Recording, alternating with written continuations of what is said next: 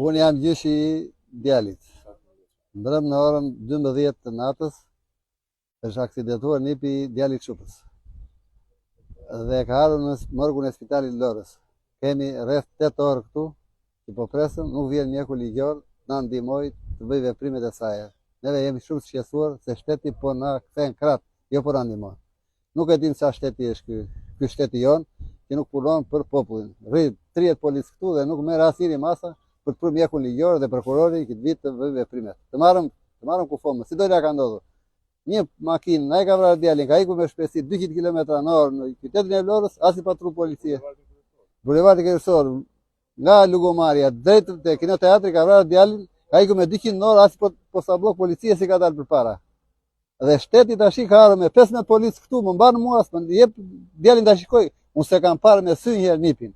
S'më ka lejuar ta shikoj me sy. Çarës djali im s'është kriminal, lipi s'është kriminal. Ai është një vinde nga puna, allergji për të shqyer bukën e gojës, vinde nga puna natën, punonte kamarier, vinde nga puna dhe vjen puna tjetri e vret, ai ha e pi në klub nashi dhe unë po rri këtu pres të marr djalin.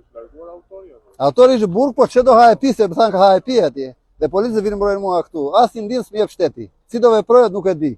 I lutem medias, tuaj faleminderit që vini na respektoni. Shumë u faleminderit, bëni një veprim, jepeni media, ta ndihmoj shtetit, bëjmë këtë veprim. Ta marrëm djalin sepse po na lën këtu 8 orë.